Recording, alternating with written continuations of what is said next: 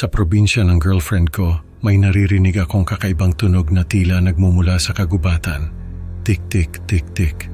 Habang paulit-ulit itong bumabalik gabi-gabi, unti-unti kong naramdaman na tila may nagmamasid sa akin mula sa dilim. Isang gabi, nakita ko ang dalawang pulang mata na nagmamasid mula sa kagubatan at ang takot na dulot nito ay hindi maikakaila. Ano nga ba ang misteryosong nilalang na ito na bumabalik tuwing Pasko? At paano ko maipapakita sa lahat ang katotohanan sa likod ng tik-tik na tunog? Nangyari ito noong 2018. Nagbakasyon ako sa probinsya ng girlfriend ko. Tawagin na lang natin siyang Liza. Hindi ko nasasabihin kung saang probinsya kasi baka magalit siya sa akin. Ayaw niyang malaman ng mga tao na may aswang sa lugar nila. Galing ako ng Maynila. Sabi ko kay Liza, gusto ko munang magbakasyon sa kanila kasi nga sobrang toxic na sa city. Gusto ko munang maranasan yung tahimik na buhay sa probinsya. Yung walang ingay ng mga sasakyan, walang pollution, walang mga tao na nagmamadali. Yung simple lang at tahimik. Nung unang gabi ko sa kanila, hindi ako nakatulog. Hindi dahil sa hindi ako komportable, kundi dahil may naririnig akong tunog. Galing sa kagubatan yung tunog. Parang tunog ng malaking ibon na hindi ko maipaliwanag. Yung tipong kapag narinig mo, parang may nakatingin sa'yo sa dilim. Basta ang naririnig ko ay tik-tik, paulit-ulit lang, tik-tik. Kinabukasan, tinanong ko si Liza kung narinig din ba niya yung narinig ko. Sabi niya, hindi raw. Tapos sabi ko, baka aswang yon. Tawanan lang siya ng tawanan. Sabi niya, wala raw aswang sa kanila. Para sa kanya, mga kwento lang yon na ginagamit pang takot sa bata. Sabi ko, baka naman hindi niya lang alam. Sabi niya, kung may aswang daw sa kanila, matagal na siyang kumalat sa buong barangay. Kilala raw kasi sa pagiging tsismosa ang mga tao sa kanila. Sabi niya, baka raw hangin lang yung narinig ko. Sabi ko, hindi. Sigurado ako na hindi hangin yung narinig ko. Sabi niya, kung marinig ko ulit daw yon, gisingin ko siya para marinig din niya. Sabi ko, sige. Kinagabihan, narinig ko ulit yung tunog, tik-tik, pero parang mas malapit na siya. Kinabahan ako kasi baka nga aswang yon. Pero naisip ko na baka ako lang ulit yung nakakarinig. Kaya hindi ko na ginising si Liza. Baka pagtawanan lang niya ako. Paulit-ulit lang yung tunog hanggang sa makatulog ako. Lumipas ang mga araw, paulit-ulit ko pa rin naririnig yung tunog na yon. At sa tuwing naririnig ko yon, parang palapit ng palapit sa bahay nila Liza. Hanggang sa isang gabi hindi na ako nakatiis. Naglakad ako papunta sa bintana. Pinuksan ko yun at sumilip ako. Malayo yung buwan noon kaya medyo maliwanag sa labas. Naririnig ko pa rin yung tunog na tik-tik. Tapos, nakita ko sa gilid ng kagubatan yung dalawang pulang mata na nakatingin sa direksyon ko. Para bang tumigil yung oras sa sobrang takot ko. Kinabahan ako at sinara ko agad yung bintana. Tumakbo ako papunta kay Liza at ginising ko siya.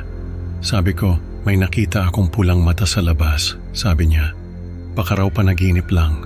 Sabi ko, hindi. Gising na gising ako at nakita ko talaga yon. Sabi niya, baka raw pusa lang o aso. Sabi ko, hindi. Malayo yung mga mata sa isa't isa kaya imposibleng pusa or aso yon. Sabi niya, baka. Sabi ko, hindi. Sabi niya, baka raw ilusyon lang. Dahil sa dilim kaya nagkaroon ng kulay pula yung mga mata. Sabi ko, hindi. Sigurado ako sa nakita ko. Sabi niya, sige raw, matulog na kami. At kung makita ko ulit yun, kisingin ko siya. Sabi ko, sige. Kinabukasan, naisip ko na lagyan ng kamera yung bintana. Para kung sakaling may makita ulit ako, may ebidensya na ako. Nung gabing yon, narinig ko ulit yung tunog na tik-tik. Tumayo ako at lumapit sa bintana. Binuksan ko yon at sumilip sa labas. Nakita ko ulit yung pulang mata sa gilid ng kagubatan. Sinara ko yung bintana at binuksan yung ilaw. Sinilip ko yung camera at nakita ko yung video. Nakita ko yung anino ng nilalang na may pulang mga mata. Nakita ko rin na habang nakabukas yung bintana, lumapit siya at nakarinig ako ng katok sa bintana. Nakita ko yung anino ng kamay niya na may mahabang mga daliri. Paulit-ulit lang siyang kumakatok hanggang sa sinara ko yung bintana. Kinabukasan pinakita ko yung video kay Liza. Sabi niya, ilusyon lang daw yun. Dahil sa dilim, kaya nagkaroon ng anino yung nilalang na nakita ko. Sabi ko, hindi. Sigurado ako sa nakita ko. Sabi niya, baka raw dahil sa takot ko. Kaya nag-i-illusion ako ng mga bagay na hindi naman totoo. Sabi ko, hindi. Totoo yon. Sabi niya, matulog na raw kami. Sabi ko, sige. Pero sa totoo lang, hindi ako nakatulog ng maayos. Kasi naririnig ko pa rin yung tunog na tiktik. Bisperas ng Pasko, naririnig ko pa rin yung tunog na tiktik. Pero hindi na siya galing sa kagubatan, galing na siya sa labas ng bahay. Ramdam ko yung kaba sa dibdib ko habang unti-unti akong lumalapit sa pinto. Alam kong andun siya, naghihintay lang. Tumayo ako at lumapit sa pinto. Nakabukas yung ilaw sa sala, kaya alam ko na kapag binuksan ko yung pinto, makikita ko yung nilalang na may pulang mga mata. Lumapit ako sa pinto at narinig ko yung katok. Hindi na ako nagdalawang isip. Pinuksan ko yung pinto at sa liwanag ng buwan, nakita ko yung nilalang na may mahabang mga daliri at pulang mga mata. Nakatingin lang siya sa akin at nakangiti. Yung mga ngipin niya ay parang ngipin ng pating.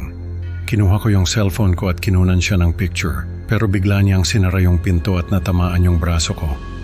Tumakbo ako papunta kay Liza at ginising ko siya. Sabi ko, nakita ko yung aswang at nakuhanan ko siya ng picture.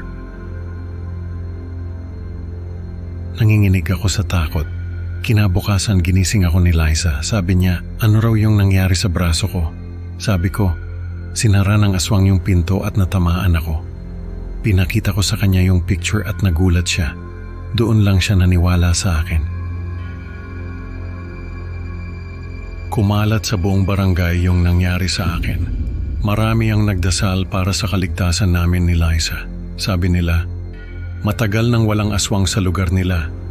Hindi nila alam na bumalik na pala ito. Parang biglang nagising yung takot ng lahat, lalo na yung mga matatanda na may mga kwento tungkol sa aswang.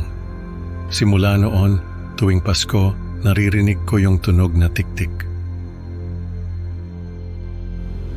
Naalala ko yung aswang na kumatok sa pintuan namin at nagdulot sa akin ng matinding takot. Sa kwentong ito, natutunan natin na minsan ang mga kwento ng matatanda ay may katotohanan pala sa likod.